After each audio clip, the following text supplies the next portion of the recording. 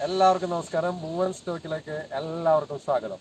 ഞാൻ ഇന്ന് അവതരിപ്പിക്കുന്നത് എല്ലാവർക്കും അറിയാവുന്ന ഒരു കഥയാണ്. ഈസോപ്പ് കഥയിൽപ്പെട്ട ആമയും മുയലിന്റെ കഥയാണ്. ആമയും മുയലിന്റെ കഥ എല്ലാവരും കേട്ടിട്ടുള്ള കഥയാണ്. ഈ ആമയും മുയലും കാട്ടിലൊരു മത്സരം നടത്തി. മുയല് ആദ്യം തന്നെ ഓടിച്ചെന്നു. ആമ വളരെ സ്ലോ ആയത് കൊണ്ട് മുയല് പോയി ഒരു മരത്തിന്റെ കടയ്ക്ക് കുറച്ചു നേരം റെസ്റ്റ് ചെയ്യാന്ന് വിചാരിച്ചു. അങ്ങനെ റെസ്റ്റ് ചെയ്തതിന്റെ ഇടയിൽ മടിയനായ മുയൽ ഉറങ്ങിപ്പോയി. ആമ വളരെ സ്ലോ ആൻഡ് സ്റ്റേബിൾ ആയിട്ട് നടന്നു വന്ന് മുയലിനെ മറികടന്ന് ജയിച്ചു. ഫിനിഷിംഗ് പോയിന്റിലെത്തി ആമ നിൽക്കുമ്പോഴാണ് മുയൽ കാര്യം തിരിച്ചറിഞ്ഞത്, താൻ തോറ്റുവെന്ന്. അതിനുശേഷം ഈ കഥയിലെ എന്താ എന്ന പ്രശ്നം എന്ന് വെച്ചാൽ, ഓവർ കോൺഫിഡൻസ് ആയ മുയൽ താൻ ജയിക്കുമെന്നുള്ള വിശ്വാസത്തിൽ മരത്തിന്റെ കടക്ക് ഇരുന്ന് ഉറങ്ങിയത് കൊണ്ടാണ് തന്റെ കഴിവ് ഉപയോഗിക്കാൻ പറ്റാത്തതിലാണ് മുയൽ തോറ്റുപോയത്. അതിനുശേഷം തോൽവി അറിഞ്ഞ മുയൽ രണ്ടാമത് ആമയെ വീണ്ടും ഒരു മത്സരത്തിന് വിളിച്ചു. ആ മത്സരം തുടങ്ങി. രണ്ടുപേരും കൂടി രണ്ടാം മത്സരത്തിന് തയ്യാറായി. ആ രണ്ടാമത്തെ മത്സരത്തിൽ മുയൽ തന്റെ എല്ലാ കഴിവുകളും പുറത്തെടുത്ത് ഓടി തന്റെ കഴിവിനാൽ മുയൽ ജയിച്ചു. ഈ രണ്ടാമത്തെ മത്സരം കഴിഞ്ഞപ്പോൾ ആമയ്ക്ക് ഒരു കാര്യം മനസ്സിലായി. തന്റെ ഈ ശാരീരികമായ കഴിവ് കൊണ്ട് ഒരിക്കലും മുയലിനെ തോൽപ്പിക്കാൻ സാധിക്കില്ലെന്ന് മനസ്സിലാക്കിയ ആമ കുറച്ച് ബുദ്ധി ഉപയോഗിക്കാൻ തീരുമാനിച്ചു. അങ്ങനെ മുയലിനെ ചെന്ന് കണ്ട് വീണ്ടും ഒരു മൂന്നാം മത്സരത്തിന് ക്ഷണിച്ചു.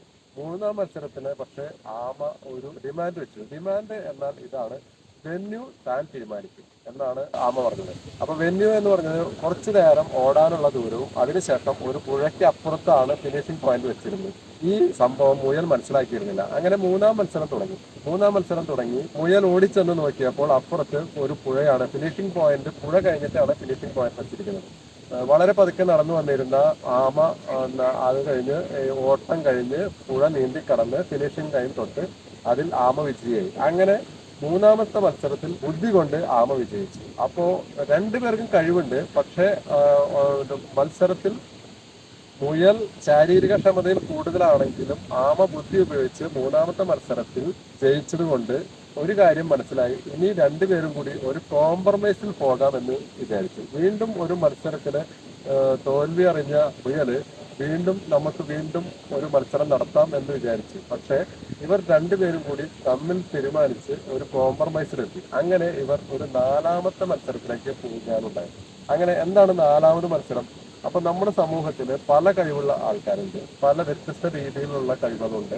ഒരു ഭാര്യ ഭർത്ത ബന്ധത്തിലായാലും സമൂഹത്തിലായാലും ജീവിതത്തിലായാലും പലർക്കും പല കഴിവുകളാണുള്ളത്. ആ കഴിവുകൾ ഒരുമിച്ച് വരുമ്പോഴാണ് ഒരു വിൻ വിൻ സിറ്റുവേഷൻ ഉണ്ടാകുന്നത്. ആ വിൻ സിറ്റുവേഷനായിട്ട് ആമയും മുയലും നാലാമത്തെ മത്സരത്തിലേക്ക് അങ്ങനെ പോവുകയാണ്. നാലാമത്തെ മത്സരം നേരത്തെ മൂന്നാമത്തെ മത്സരം നടന്ന അതേ വെന്യൂവിൽ തന്നെയാണ് നടത്താൻ തീരുമാനിച്ചത്.